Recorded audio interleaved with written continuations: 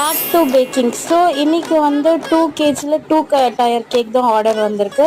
So அதில் நான் என்னென்ன டின் யூஸ் பண்ணுறேன்னா, பாட்டம் லேயருக்கு வந்து 8 inch டின் யூஸ் பண்ணுறேன். 2 tin வந்து நான் வாங்கியிருக்கேன். ஸோ 2 tin எதுக்குன்னா, அப்போ தான் நம்மளோட கேக் வந்து டாலாக கிடைக்கும். ஸோ பாட்டம் லேயரில் வந்து 8 inch டின் அண்ட் டாப் லேயரில் 5 inch டின் யூஸ் பண்ணியிருக்கேன்.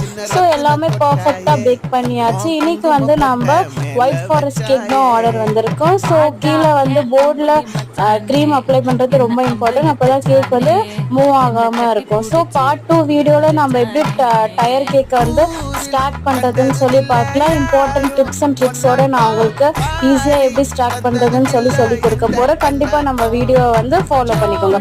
ஒரு குயிக் ட்ரான்சாக்ஷன் பார்க்கலாமா? So top layer and bottom layer வந்து க்ரம் கோட்டிங் பண்ணிவிட்டு ஒரு 1/2 an hour ஃப்ரிட்ஜில் வச்சாச்சு. ஸோ பார்ட் 2க்காக ஃபாலோ பண்ணிக்கோங்க. பாய்.